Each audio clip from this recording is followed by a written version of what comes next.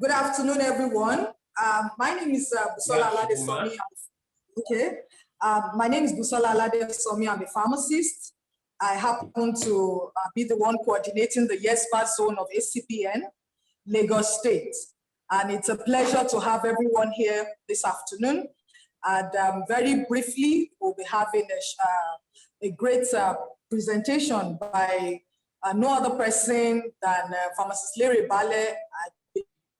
Everyone here knows him. He's somebody that I look up to, I admire, I respect. And I believe and I know that everyone here, by the time we're done, will not be disappointed. Actually, this is meant to be a kind of capacity building leadership program for the executives of this zone. And everyone that is here, we are here to contribute, to add a little bit to it, to make it a great lecture or training session. And I want to say a little bit about Pharmacist Larry Bale. I believe we all know that he's the CEO of the Business School, Netherlands. I know a lot of us know him. He's a great pharmacist. Ever since I've known him, right from the very first day I have met him, he has never ceased to amaze me with the things that he says. And I know that we're going to learn a lot. He's a great leader. He's an inspiring world-class leader. And he takes action even in the midst of confusion and all that to achieve results. He's somebody that sees possibilities in every impossibility, sees solutions in every challenge. And I believe that would not be disappointed. So please join me as I welcome Pharmacist Larry Bale to go on with the slide. Thank you, sir. Thank you so much, Mrs. Aladesomi. Let me also welcome my colleague, Mrs. Yewande Abijo, mentor, and I would like to quickly share with you. About a few years ago, this advert was donated to PSN by me. It was donated at a time when pharmacists did not really know. We believe that pharmacists needed to be reinforced about who they are. You may not think you are an entrepreneur because you are working for a big company, but in reality, you are an entrepreneur. And the qualities of entrepreneurs and that of entrepreneurs are the same. And that the only difference is the risk that you take. Where an entrepreneur takes the full risk, you are taking some level of risk as a career person, adding to the value of the organization. And therefore, he came to the conclusion and said, there's a lot that we can, as individuals who are pharmacists, what we can achieve and what we can do. And ever since, I've been looking at myself as an entrepreneur, while in Pfizer, a career, and I've been learning about entrepreneurship. While in entrepreneurship, we take the full quality, we take the full risk. And so pharmacists are already well trained to be the very best they are supposed to be. If we collect some of the things we are doing in school, we already taught how to be able to be jack of several trades. We had several subject areas that we had to do. And each of the subject areas teaches us some different things. I will just touch on few. And before I touch on those few and the qualities they give to us, it's important for us to know that this is an integral part of the 9-star pharmacist. That is pharmacists as entrepreneur, or as we call it correctly, pharmapreneurs. That is pharmacists who are entrepreneurs or entrepreneurs. So we call them pharmapreneurs.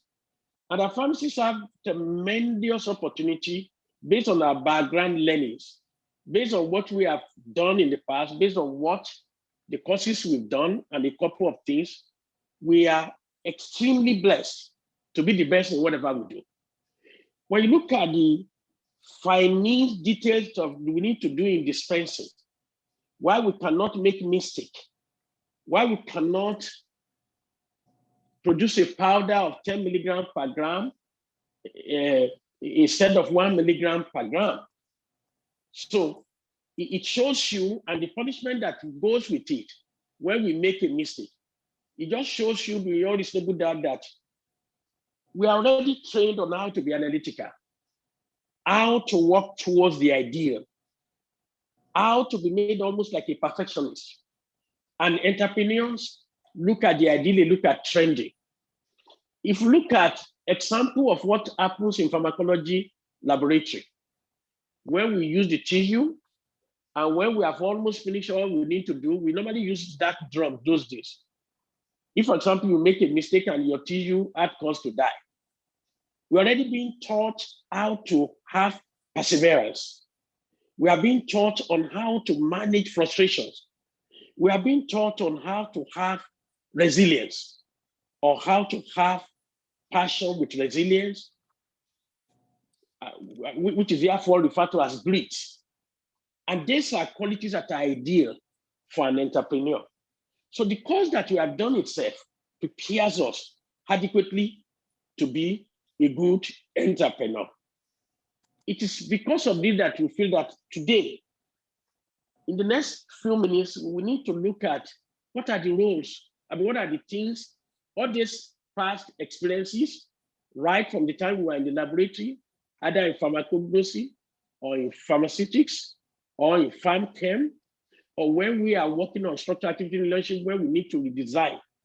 That helps us in redesigning our businesses to look at what are the T's we need to cross, what are the I's we need to dot in order to be able to raise our business and take them to the next level. Because we already have that experience in farm chem where we do drug design and we're trying to look at how can we transform this existing moiety of molecule into a far better one than what it used to be. So a pharmacist is not just a pharmacist by name. We are pharmacists by training, and indeed, we are entrepreneurs as well by training. And it is because of this that I feel very, very opportune to being asked to speak today. So since I have just maybe 15 minutes more, I will do my best to just rush through whatever I need to do. I will give my very best in my own little way. And even if I cannot share the slide because my computer is restarting, I touched the wrong key when the network went off, and so I panicked. I touched the wrong key. So, but because I prepared the slide myself, I have an idea of what is on the slide. And so I will be glad to just keep working with the knowledge of what I knew was in the slide, and I will do my best to keep on working with you as well in order to get the very best result out of this meeting. So when we talk about a pharmacist, we already know therefore that a pharmacist is already an entrepreneur. Either an entrepreneur or an entrepreneur, we are a pharmapreneur. And because we are pharmapreneur, we already have the qualities that are required by entrepreneurs to succeed in life. And our courses have taught us. We have been taught already, and we know beyond reasonable doubt that we already have, okay.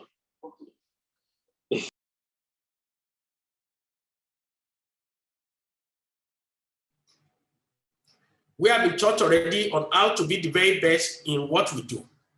And we know that dating back to years in the school, we've already been taught some things about perseverance, about focus. We have been taught about the need to have the right mindset, because it takes somebody with the right kind of mindset to want to do pharmacy. In pharmacy, we do not talk about our classmates. We talk about graduating set, because about 1/4 of the class will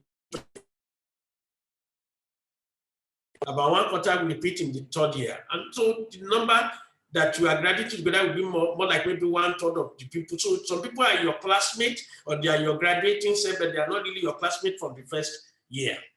And so we do know, therefore, without mincing word, that one of the most critical things we need to learn is the fact that as entrepreneur, we have opportunity to be a game changer, to be able to create value, to be able to innovate and lead.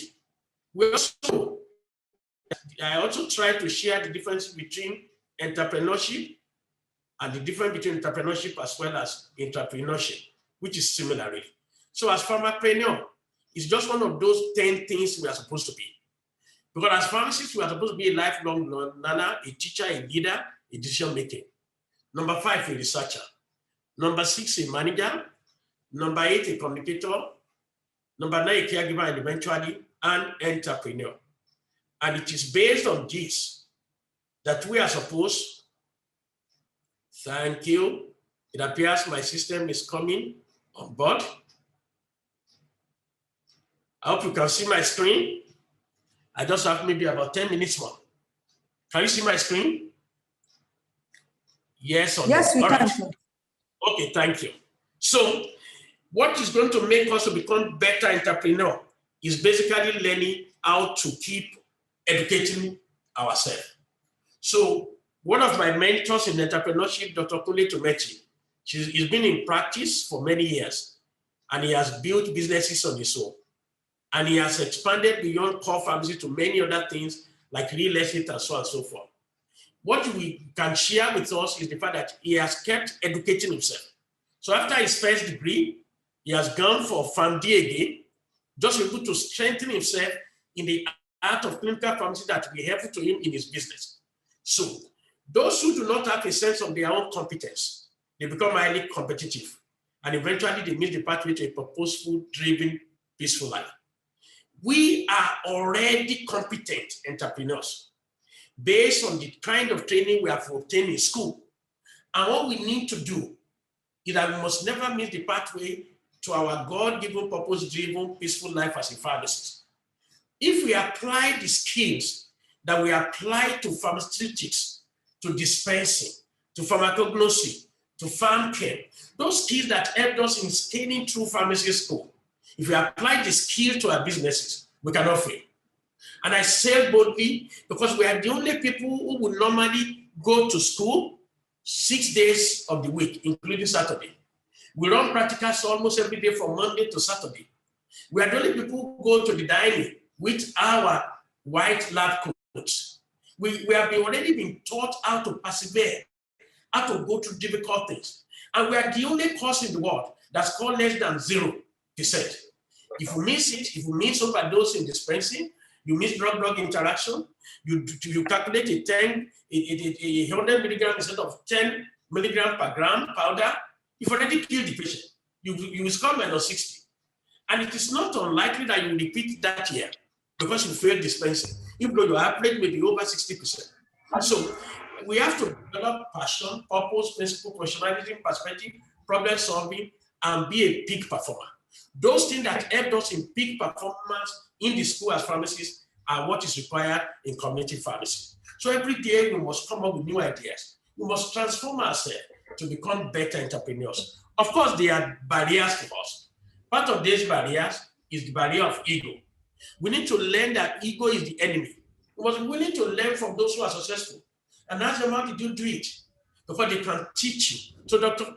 Tomechi doesn't need slide to teach me how to be a better community pharmacist. I should be able to walk up to him and say, although I've been in practice for about 40 years, but you have been in this area more number of years than me, and then he can teach me how to manage a typical store.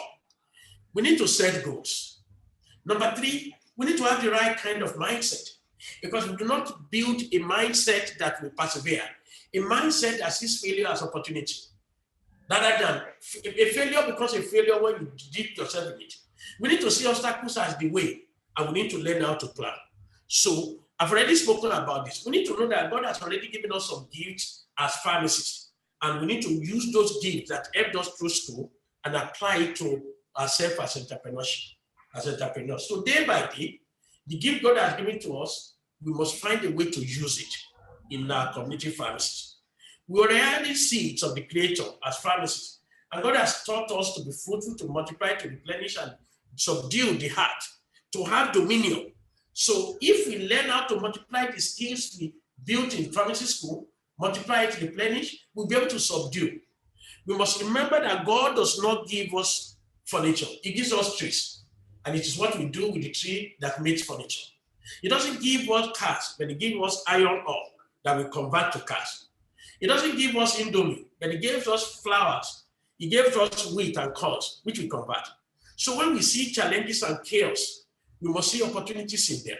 We should not complain as pharmacists about patent medicine dealers. Rather, we should see them as opportunity to increase our professionalism, to build knowledge, to engage our physical, emotional, mental, spiritual, and social skill, and to learn at the feet of mentors and teachers and those who have been successful entrepreneurs in pharmacy, just like Jesus learned in the temple, and he was therefore able to renew his mind. So as we renew our mind, we can now start to have a change in thoughts, the way the mind will be, and so transformation will begin. We must remember that attitude and aptitude, when we combine them right, we can have the right attitude. We need to focus on the most important things as entrepreneurs, and we must learn how to use the right kind of words. It's very easy to gossip, very easy to complain about people in government, but our mindset, when we start to use the right words for ourselves, it changes our mindset and it builds us up. So we must learn how to have the right values, which pharmacy has already taught us, have the right attitude. I recollect Dr. Tumechi used to wake up as early as 5 in order to hold a meeting with us that we hold in Nigeria at about 1 o'clock. And he would, in the midst of holding meeting with us, he will be dressing up, he will be driving. That's the right attitude. That's the attitude of an entrepreneur. Entrepreneurs don't work for 8 hours per day. They work for 72 hours per day. They have a self-motivation. They seek for knowledge voraciously. They build competencies, they build skills, they become master in specific area of entrepreneurship, and then they see behavioral change on daily basis. So the ABCD of values, which is the bottom line of entrepreneurship, must advocate our values, the values, which is advocate the right values for entrepreneurship, believe the values, convince others, convince yourself, and also teach the values to other people in order to convince other people on the values of entrepreneurship and try to defend the values of entrepreneurship. Like, don't eat your turnover with your don't eat your profit along with the rest of the turnover, because you have no access to anything except your salary, even though it's your business. So those are part of the valuable things that we need to do. So we need to engage, like I mentioned to you earlier, the physical, emotional, mental, spiritual, social, and physical health in order to remain resilient as an entrepreneur. And as we develop all those things, we develop our energy in terms of quantity, quality, focus, force. And as we align our mind and spirit with the mission, vision, and values of the organization, we become better. The organization also becomes better. I've already mentioned the need for us to keep educating ourselves. We must learn to dance when it rains. And like I share with you, we must develop every aspect of our being. The mindset is critical. We must learn how to move from a negative mindset to a positive mindset, because mindset has a way of influencing results. Many of the successful pharmacists today, when they started, it was tough. And in order to therefore nurture the right kind of success as an entrepreneur, environment plays a key role. If you want to be a successful entrepreneur, move with the successful entrepreneurs. And the DNA plays a key role. There are some qualities that God has given to you already that can already make you a good entrepreneur. There's nobody who cannot be a successful entrepreneur. If I could be, then you could be. But I never believe I could ever be an entrepreneur. So train yourself in addition to what God has already given to you, like Muhammad Ali, and then you become successful. So don't fix problems, fix your thinking. Then problems, you start to find solutions, and problems start to fix themselves. I've already shared the need for us to see what I call to see very positive direction in disruption, vision in volatility, understanding in uncertainty, to see clarity in chaos, and so many things. You can find that in my slides. Do goal setting, I've mentioned that. Find a way to understand your purpose, prioritize in favor of your purpose, be productive, and you become profitable. Remember that your goals must be set in every area of your life, not just for finances alone. A good entrepreneur doesn't just want to make money. He wants to have a balance in his goal, spiritually, physically, and the rest of the things. He sets plans along the line of his vision, mission, strategy. And so these are the qualities which I will rush through in 3 minutes. Pharmacists, they draw inspiration from their unique experiences. Every experience you have, positive experience, you reinforce. Negative experience, you learn from it and move on. So there's no failure. They surround themselves with like-minded individuals. Look for people who are going to inspire you to be entrepreneurs. They use technology to reach more patients in new ways. So embrace technology, embrace digital, use your phone, use your WhatsApp, create a WhatsApp group and create a learning opportunity for your patients who come to you. Remind them about the fact that the drug they bought 3 weeks ago, it's going to finish in the next 1 week so that they can come back to particularly if it's a chronic therapy. So make use of technology. Strive to advance the practice of pharmacy through your unique skill set. Everybody has a unique skill set. So one of my unique skill sets is communication. So if I have a pharmacy store, I should spend a lot of time communicating with my patient.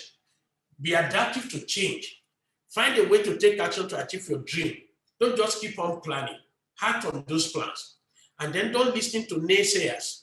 I've seen pharmacists who have struggled for about 12 to 15 years, and they were not doing well, but they just kept at it.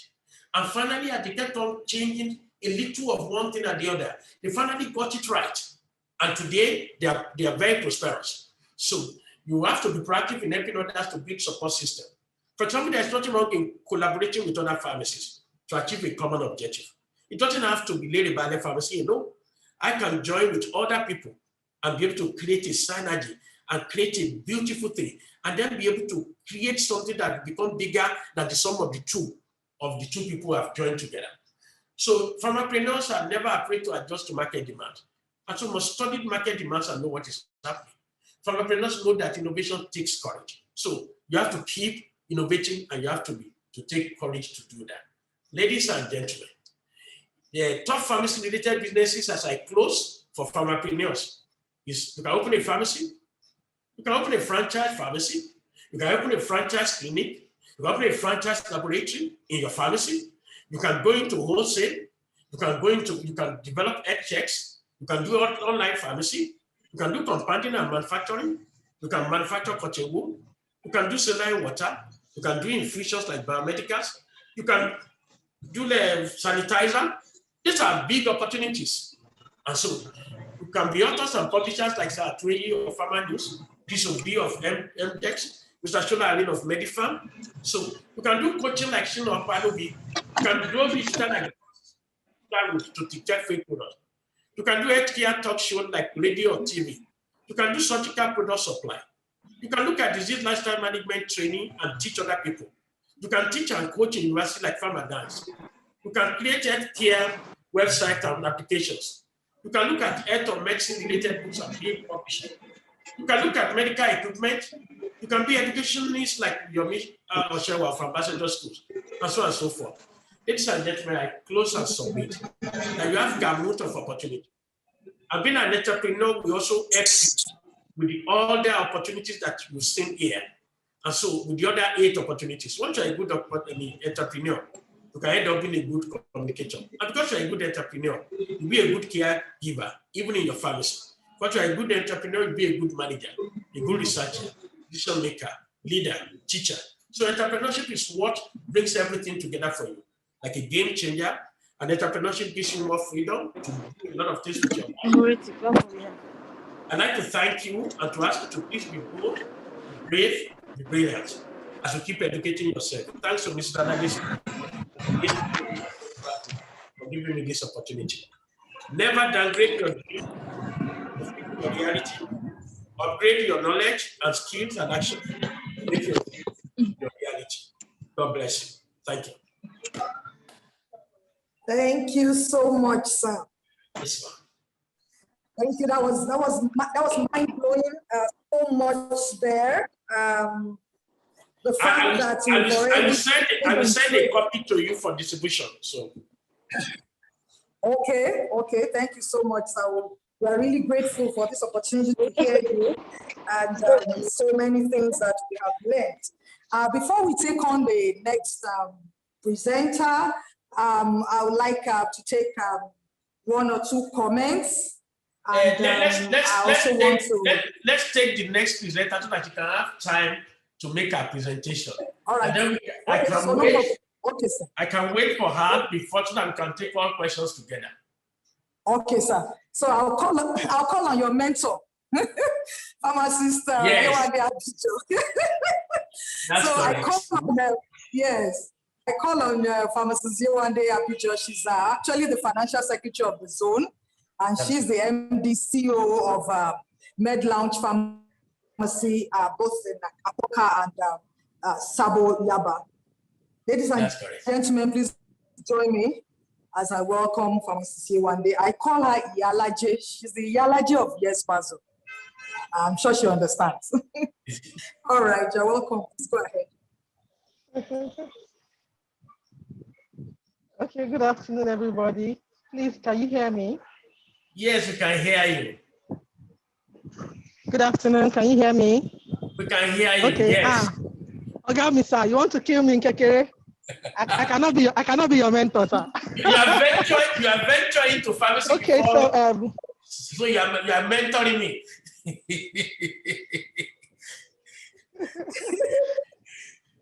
Okay, so our topic this afternoon, I decided to take a different turn to what I was asked to do because I didn't want us to do the usual, and I knew my guy would have, handled the topic beyond what I could have possibly done. So I want to challenge my colleagues this afternoon to see our roles in running a business as being the think tank of the business and being able to assign major roles to our members of staff, the pharmacists that we employ, so that we can have time, to think out opportunities, ideas, better ways of doing things, possibilities in our business. I know a number of us are overwhelmed with running the business because we don't delegate enough. Ma, can you help me share my slides? Because I'm sincerely wondering how I'm going to do that here. Let me see. Okay, just give me a minute.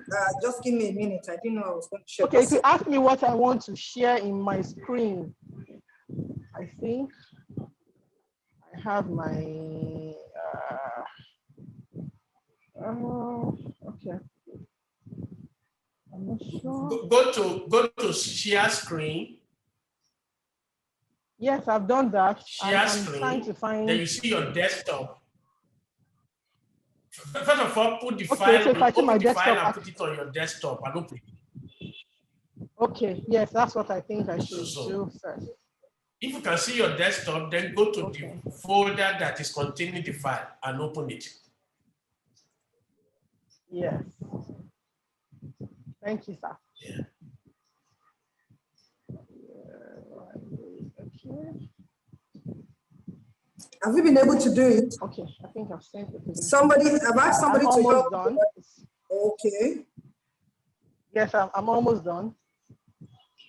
And so while we're doing that, let me just start from, I have my phone here, so I can start with my phone. Okay, somebody is sharing it for you. So I'm talking about already, all right, let me go back to Zoom. Thank you, all right, great. Okay, so I'm talking about the pharmacist being an entrepreneur and a manager.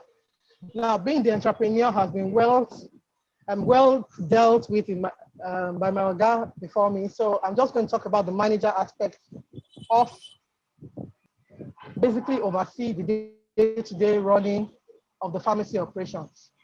Well, in my own, can you hear me, please? We can hear you. Yes, we can. We can. Hello? Okay, great. Okay.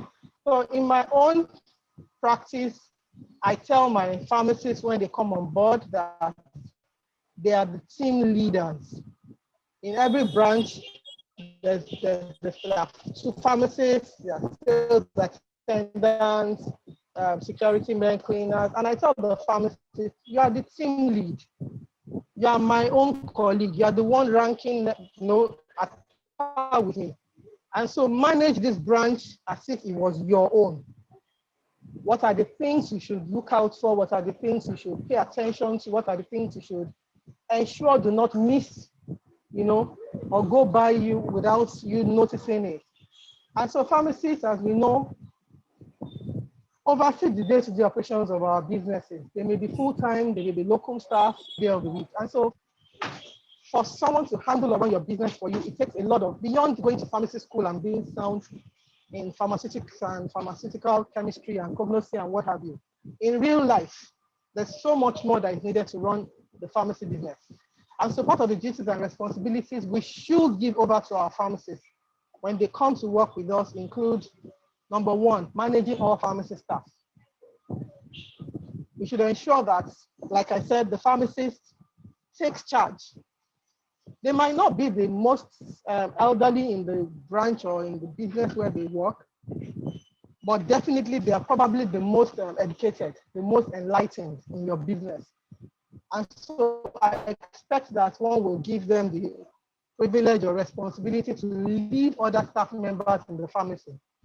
They should assign work tasks, they should supervise, ensure it's being done, evaluate. Maybe they won't be involved in the hiring and firing of other members of staff. In some cases, I allow them to evaluate and assess other members of staff. Okay, this person that is working, how is this person doing? I'm not always in the pharmacy. You are always in the pharmacy, at least during your shift. What have you observed? What have you noticed? And you know, they give me I expect that they give me an unbiased opinion of what I have asked, basically. Can you please change the slide? Can I change? Okay. I also expect that they schedule work shifts for other colleagues. Like, I'm not involved in running the timetable or work schedule in my pharmacy. I tell them they are adults, they should learn to work as team members. And so don't let me come and be the one to tell you, oh, you are working so we can, you are adults. Sit together, arrange a timetable that works well for both of you. I don't want a grumpy pharmacist on duty. So if you have to be anywhere, talk to your, in fact, it will ensure interpersonal relationships. For you to be able to talk to your colleague to please cover for me for just about 2 hours. I need to get to the bank. I need to sort this out. What I noticed when I was working as a pharmacist under another pharmacy business was the morning shift and the evening shift were completely not interacting. And I'm serious, completely not interacting. Once your duty shift is over, everybody just carry their bag, whether or not the afternoon shifts have come, and they just go. Sincerely, I've never seen anything like that before. And it used to baffle me. Of course, I couldn't go. I just felt this person has committed his business into my hands. It is irresponsible of me to walk away without another pharmacist taking over this shift from me. And I would just sit down and wait. And you know, there was this unspoken rivalry between morning and evening shifts. And sincerely, I can tell you that in hindsight, it didn't work out for the good of the pharmacy. And the pharmacy owner didn't notice it, sadly. He just assumed that we're being women and we're being moody about it. And he didn't intervene to know what the issue was and what the pressing point was. Until I left, it was like that. And so I don't encourage that in my business. I encourage my pharmacists to work together. I encourage them to be friendly with the attendants, be friendly with give them job roles. Don't make it look like you're commanding them. But you know, assign duties and roles and let them know it's their duty and responsibility. You are checking and you want a feedback. Keep everybody on their toes. That way, the entire team is working together for the overall good of the pharmacy. The second is to oversee prescriptions, which is the main reason why we employ them anyway, to fill prescriptions, check what is being done by the other pharmacists. If we employ technicians, the pharmacist on duty should ensure that the technician is doing the right thing, ensure all procedures are being followed. If you are dispensing a poison, ensure it's recorded in the poison book, and just generally oversee what's going on in the pharmacy. That's a major duty they've been employed for. So we should, of course, encourage them to do what they've been employed for. Thirdly, they also consult with, can you help me share the 5 things? Yes, they consult with patients. In our interaction with patients as we dispense or administer medications, I encourage my pharmacists to ask questions. Don't just offer a medication to a client because he requested for it. Try to know what their concerns are. Try to know what their concerns are before requesting for that medication. Ask if there's any other medication they're using before now. Don't just be quick to dispense. I've had cases where I refuse to dispense because I was not convinced the patient was telling the truth. I was not convinced patients were telling the truth. I've had cases too where I had to speak to a doctor because I needed to clarify, a prescription that was being given. And so I just encourage my pharmacists, like Pamela Bale said, communicate. You can't be too familiar not to know exactly what the patient needs before you dispense a drug. Of course, there are other issues that may come up in course of running the business, like a machine is faulty, a BP machine may be returned, a product seal may have been broken before it was dispensed. Other, minor issues that come with daily life issues. And I tell them, it's not everything you bring to me. If I was not on duty today or not in my office today, how will you address this? And they say, okay, I will do it. Okay, so go and do it and give me a feedback as to how it was handled. Most times I'm watching them from the camera in my office to see how things are going. If it gets escalated to a point where I intervene, but to a very large extent, I allow them to handle it because we're also training them to be better at what they do, not just to run their course of time with us and move on. Next slide, please. Thank you. I hope I'm making a bit of sense. Yes, manage inventory. Yes, thank you, ma'am.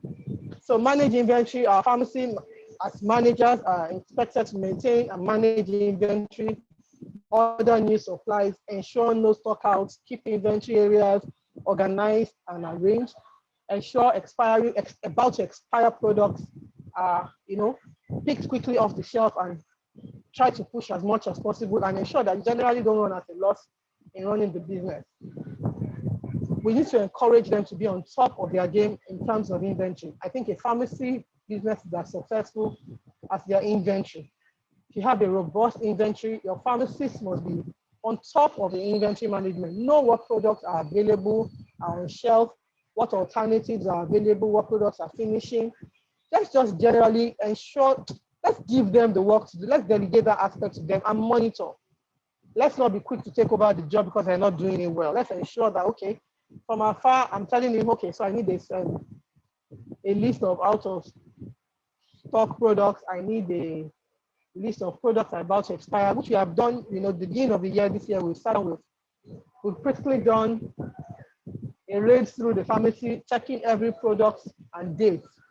And, it has been highlighted, every product that is going in 2021 has been highlighted. We have a list already.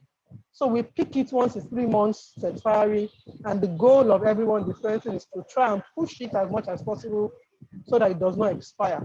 Of course, we can't push prescription products, so those ones we only play as they come our way before they expire. Next slide, please. Maintain protocols at the pharmacy. I do not expect our pharmacists. I've had a very interesting share of my different pharmacists working with me. We come across different people and their personal preferences come into play.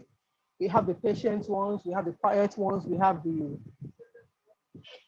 aggressive ones, and we have the reserved ones.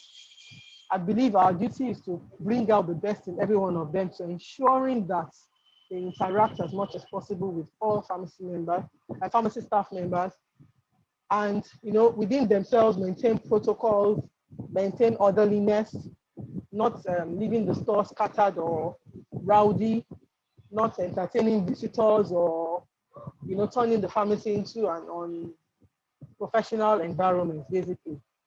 That's part of the duty and responsibilities. We should hold our members of staff responsible. A lot goes on when we are not on duty. So beyond them keeping the face when we are there, we must also have means or measures to be able to check on them when they are not there. For as many of us that use CCTV cameras, I always encourage people to put an internet modem in your shop, link it to your phone, and once in a while just call, check on them, call, see what they are doing. So you're sure that, oh, okay, these guys are abreast of, they know I'm in touch with what's going on and I'm monitoring from afar even though I'm not there. Next slide, please.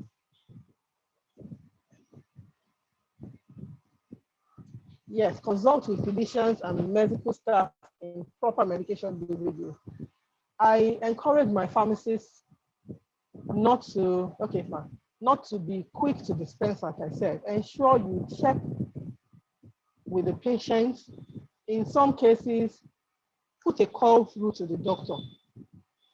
Find out why what is being administered is being administered when you are not sure. I've had a case, an incident like that, where I called the doctor and we adjusted the dose and I dispensed appropriately. Unknown to me, the patient was a retired nurse who went to take her medication as was written on the prescription that had been corrected by the doctor and myself. She landed in the ICU, sadly. And you know, she was happy to come and arrest me. That even though the doctor made a mistake, the pharmacist should. And I said, I corrected it. So my handwriting was very clear on the prescription, on the dispensing envelope. And I asked her, is this how you took it? If the answer is no, there's no case. I mean, if the answer is yes, then there's a case we might say, okay, what could have gone wrong? But if the answer is no, there's no case.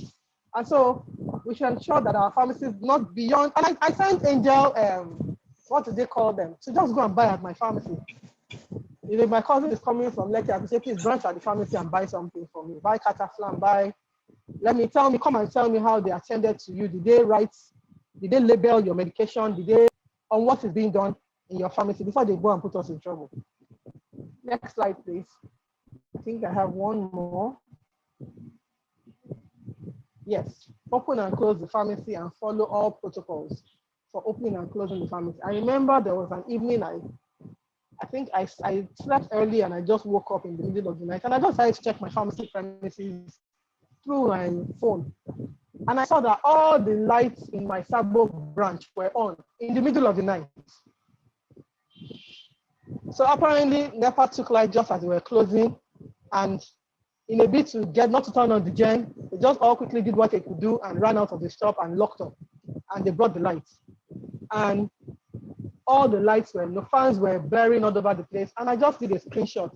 And that was our meeting discussion early in the morning as to why protocols were not followed. You are supposed to switch off all lights, ensure fans. So switch on the gen. As is my switch on the gen, switch off all lights.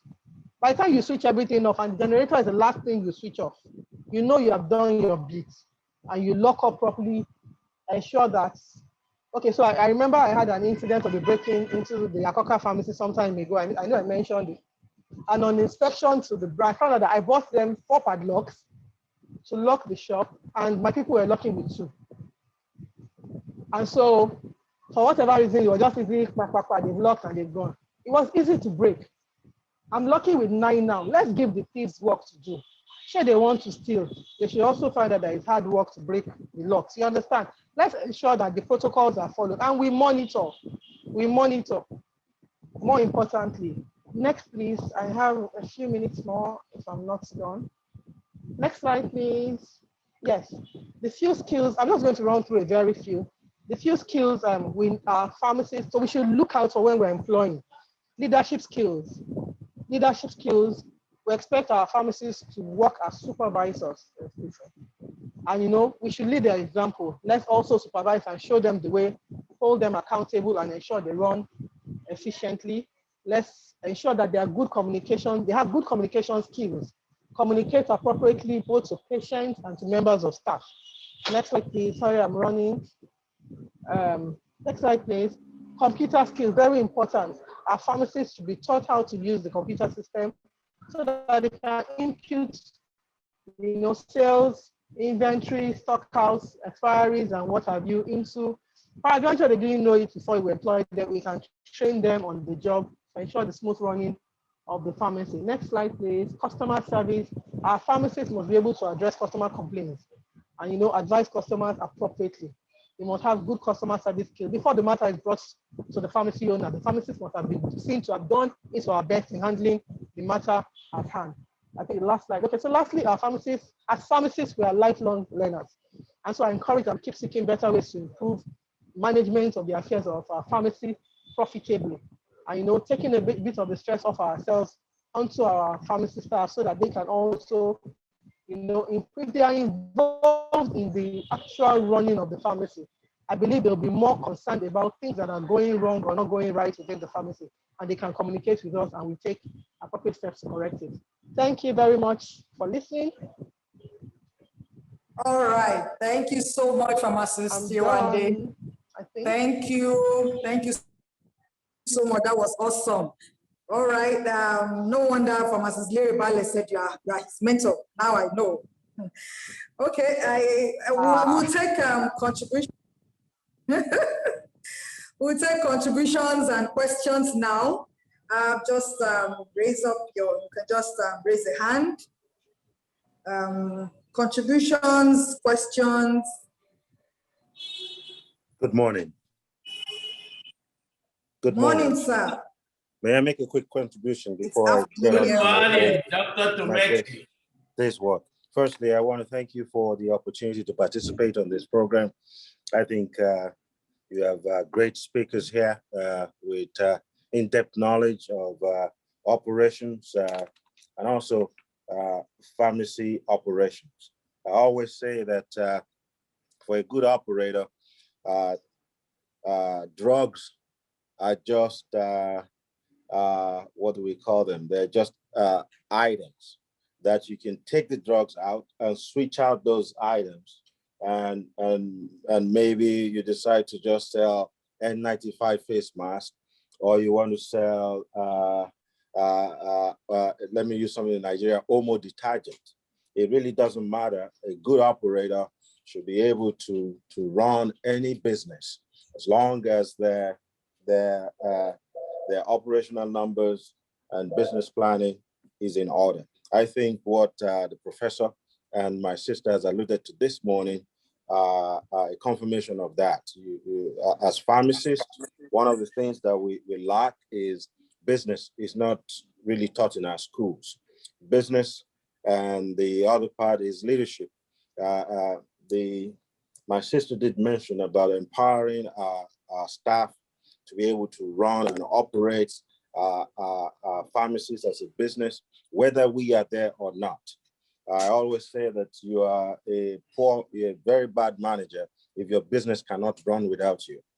I come to Lagos a lot for a lot of meetings, and if I do not empower my people to be able to run the business as I would if I wasn't here, I will not have that privilege or opportunity to be able to travel as I wish. So it is important that we empower our people to be able to dispense the duties they need and give them the appropriate authority to execute.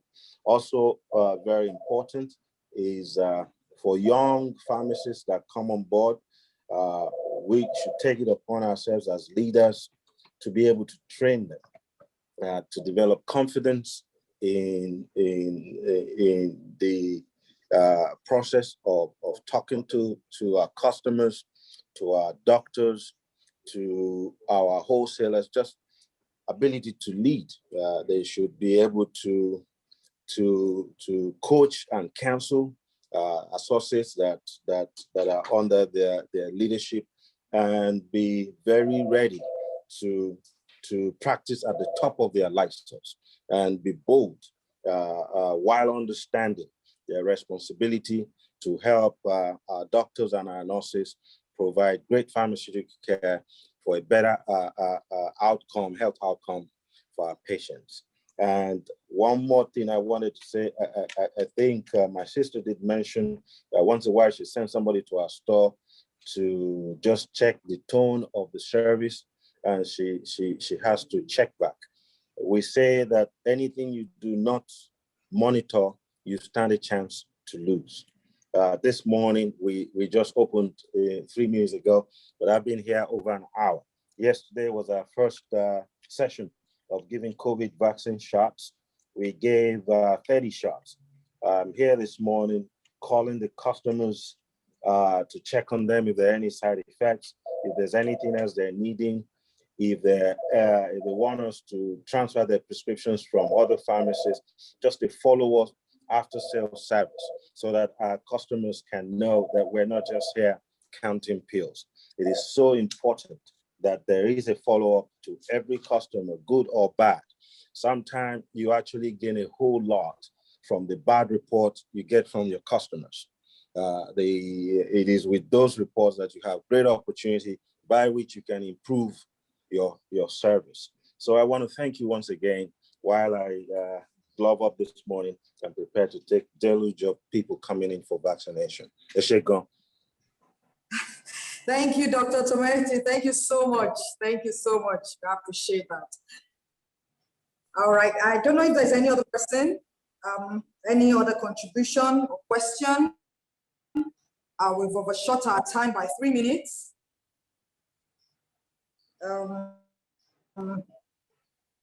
Any other contribution or question?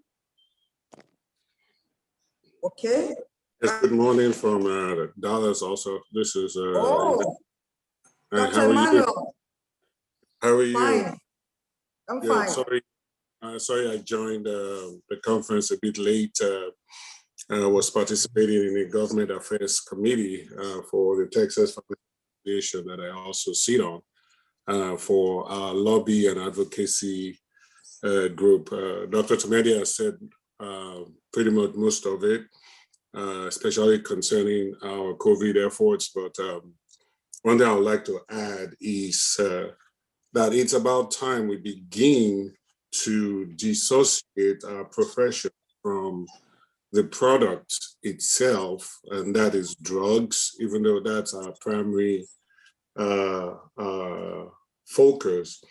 But we need to start moving from the drugs to the patient. The patient is the eventual end user, and our primary emphasis should shift from the product to the patient. And I believe the speaker did illustrate that with the back and forth with the doctor, and ended up helping the patient. So using our example, we'll see that the patient overall benefits rather than focusing on the products and the dollar amount. When we focus on the patient, our value as pharmacists will be well appreciated in the community, both by the physicians, in which you help prevent their errors and their mistakes, and the patient gets a new light as to what we do. Yesterday in the COVID vaccinations, a lot of people saw the value to which pharmacists present in a whole new light. So I just wanted to throw that in. Thank you. Thank you so much, Pharmacist Emmanuel. Thank you so much, all the way from USA. We really appreciate you. Thank you so much for that contribution. I don't know if any other person has something to contribute or something to say or a question. All right, we really appreciate everyone, particularly our speakers. Thank you so much, sir. We appreciate you. Pharmacist Larry Bale, thank you so much. Thank you, Pharmacist Yewande. Thank you. And the DPS, the former DPS, I think she left. I don't know if she's still online. Dr. Moyo, she was with us. I want to appreciate you. We also want to appreciate you, Pharmacist Remi Adesheun. Thank you so much for being here with us. Thank you, Professor Reagba. I know you are busy. Thank you for joining us, sir. I say other people, thank you, Pharmacist Shade Lawal. I can see you.